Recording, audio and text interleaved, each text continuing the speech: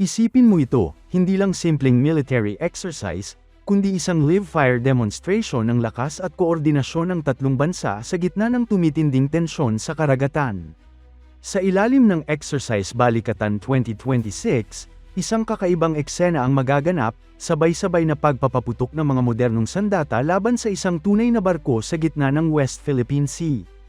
Hindi ito pelikula, hindi rin ito simulation. Totoong target, totoong bala, at totoong mensahe ang ipapadala sa buong rehiyon.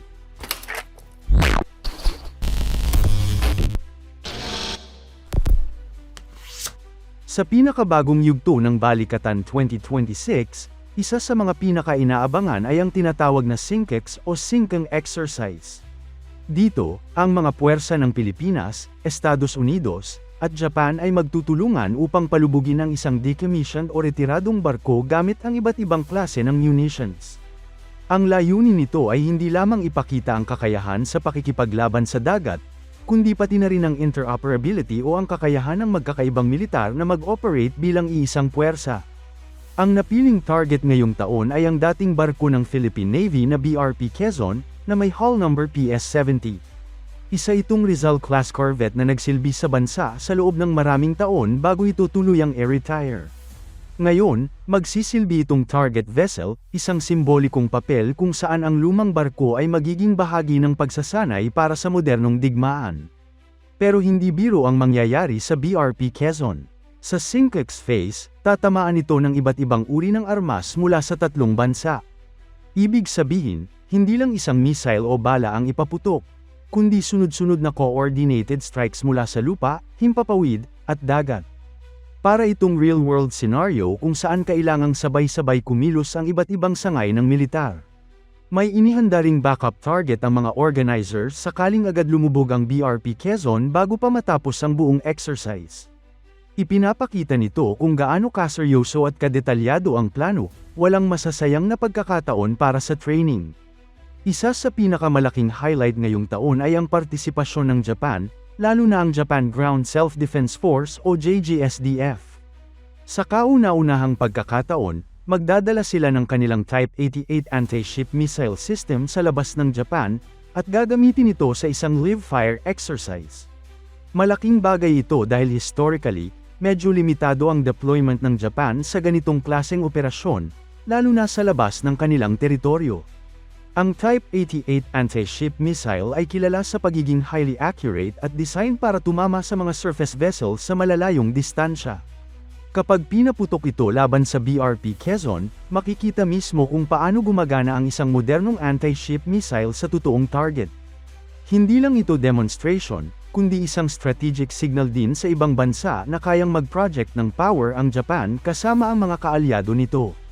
Inaasahan ding dadalo ang Japanese Defense Minister na si Shinjiro Koizumi sa mismong SINKEX phase. Ang kanyang presensya ay may malaking simbolismo, hindi lang ito simpleng observer role, kundi isang indikasyon ng lalong lumalalim na defense cooperation sa pagitan ng Japan, Pilipinas, at Estados Unidos. Para naman sa Pilipinas, ito ay isang oportunidad para ipakita ang modernisasyon ng armed forces, lalo na ang Philippine Navy at Philippine Air Force. Bagamat wala pang opisyal na kumpirmasyon kung anong eksaktong armas ang gagamitin, may mga posibilidad na gagamit ang Philippine Navy ng Sea Star anti-ship missile mula sa kanilang mga modernong frigates. Ang missile na ito ay may kakayahang tumama sa target mula sa malalayong distansya at kayang mag-navigate sa sea skimming flight profile upang maiwasan ang detection. Samantala, maaaring gamitin ng Philippine Air Force ang AGM-65G2 Maverick missile, isang air-to-ground missile na kilala sa precision targeting. Kapag ginamit ito laban sa BRP Quezon, makikita kung paano nagiging coordinated ang strike mula sa himpapawid kasabay ng mga atake mula sa dagat at lupa. Hindi rin mawawala ang papel ng Estados Unidos sa exercise na ito.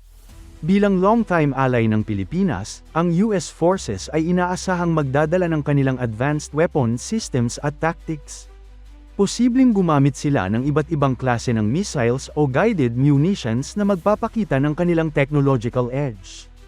Pero higit pa sa mga armas at teknolohiya, ang tunay na layunin ng SINKEX ay ang pagpapalakas ng coordination. Sa modernong digmaan, Hindi sapat na malakas ang isang bansa kung hindi ito marunong makipag-coordinate sa mga kaalyado.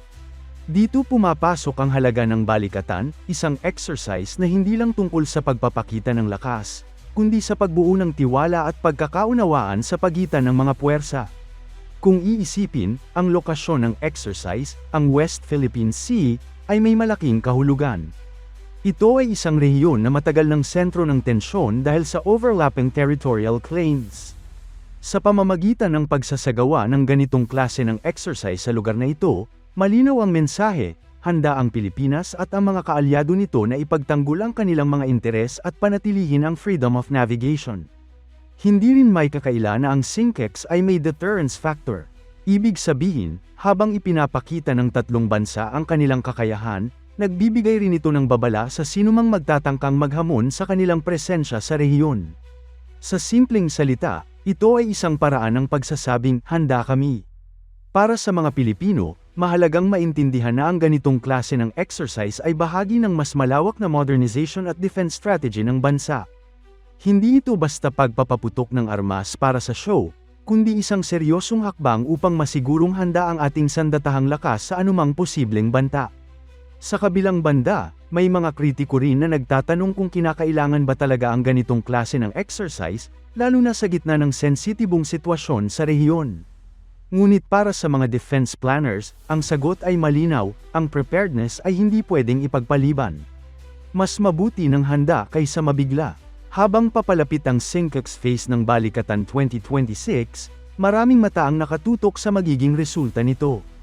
Paano tatamaan ang target? Gaano kabilis lulubog ang BRP Quezon?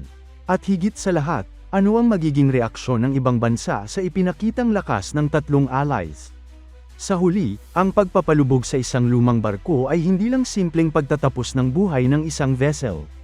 Isa itong simbolo ng transition mula sa lumang kagamitan patungo sa mas modernong kakayahan, mula sa isolated operations patungo sa integrated defense strategy. Ang Balikatan 2026 na SINCEX ay isang malinaw na paalala na sa mundo ng geopolitics at defense, ang lakas ay hindi lang nasusukat sa dami ng armas, kundi sa kalidad ng alyansa. At sa pagkakataong ito, ipinapakita ng US, Japan, at Pilipinas na kaya nilang kumilos bilang iisang puwersa, handa, koordinado, at may malinaw na layunin. Sa mga susunod na araw, siguradong magiging sentro ito ng usapan hindi lang sa Pilipinas kundi sa buong Indo-Pacific region. Dahil sa bawat missile na ipaputok, bawat target na tatamaan, at bawat barkong lulubog, may mensaheng ipinapadala sa mundo. At ang mensaheng yon ay simple ngunit malakas, ang pagkakaisa at kahandaan ay susi sa pagpapanatili ng kapayapaan.